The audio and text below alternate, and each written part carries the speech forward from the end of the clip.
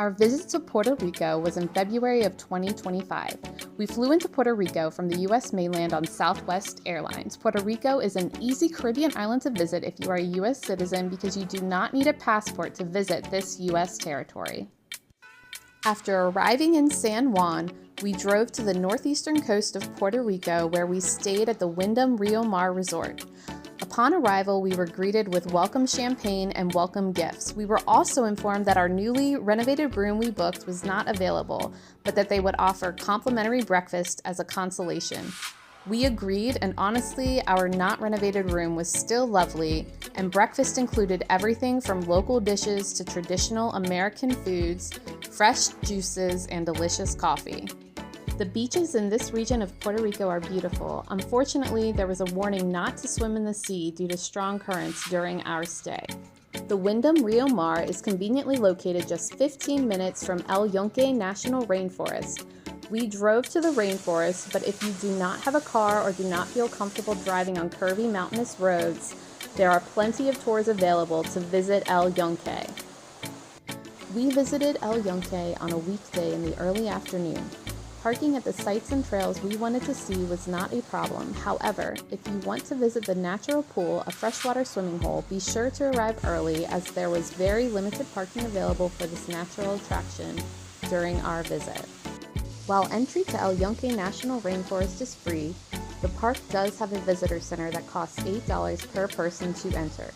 Inside the visitor center, you will find a short trail through the rainforest that includes outdoor artwork, a lot of information about the flora, fauna, and wildlife that you will see in Yunque, as well as a cafe with restrooms and a lovely gift shop. If you are going to do a self-guided tour of Yunque, make sure to be aware of the park hours. The main road, Route 191, closes at 5 p.m. daily. This is the only entrance or exit to the main attractions of the park. After visiting the National Forest, we drove to the town of Ponce along the southern coast of Puerto Rico. We stayed at the Hilton Ponce Golf and Casino Resort and enjoyed beautiful views of the sea from our balcony. During our stay, we were given free welcome drinks of our choice from the bar and a complimentary continental breakfast thanks to our Hilton loyalty status. In addition to the beautiful views of the sea, the hotel also offers views of the Cordillera Central mountain range. While in Ponce, we enjoyed delicious Puerto Rican food. Our meal from Victor Pollo was the super combo. It came with chicken, ribs, sausage, sweet plantains, and rice with pigeon peas. It was delicious and under $10. Right next door to Victor Pollo is El Pilon Borincano.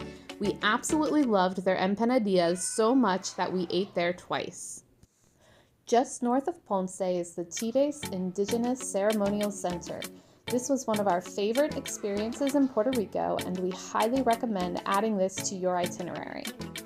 It is free to enter, and they offer guided and self-guided tours. We opted for the self-guided tour, but wound up with one of the friendly resident dogs acting as our tour guide for the outdoor areas of the archaeological site. When you first enter the outdoor portion of the tour, you will find a wide variety of native trees and bushes with descriptions of how the indigenous communities used each plant. After walking past the plants, you will find a large open archaeological area that includes indigenous ceremonial spaces and ball courts. While walking in the ceremonial areas, be on the lookout for petroglyphs that have been discovered here. After completing the tour of the outdoor areas of the archaeological site, be sure to stop into the 2 indoor exhibits.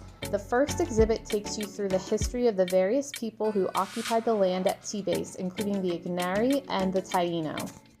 The second exhibit goes into detail about the excavation of the site by archaeologists. After visiting Tibes, we headed north to the area of Dorado just outside of San Juan. We stayed 2 nights at the Hyatt Vacation Club at Hacienda del Mar. They have a lovely beach, however, there were warnings about strong currents just like we experienced at the Wyndham Rio Mar. Fortunately, they had a lovely pool perfect for lap swimming, so we were still able to go for a dip, just not in the sea. In addition to spending a couple relaxing nights at a resort, we found some delicious food nearby. At El Mason, I had a very delicious sandwich made with Mallorca bread, stuffed with ham and cheese, and coated with powdered sugar for just $3. We also had a very tasty and filling lunch from El Spot del Colombiano. We tried the Super Perro Caliente and the Salchipapas, both of which we highly recommend. Our final destination of our trip to Puerto Rico was the Condado Beach region of San Juan. It is conveniently located only a few minutes' drive to Old San Juan and roughly 15 minutes from the international airport in San Juan. A really neat feature of the Condado Lagoon is the Coral Reef Restoration Project.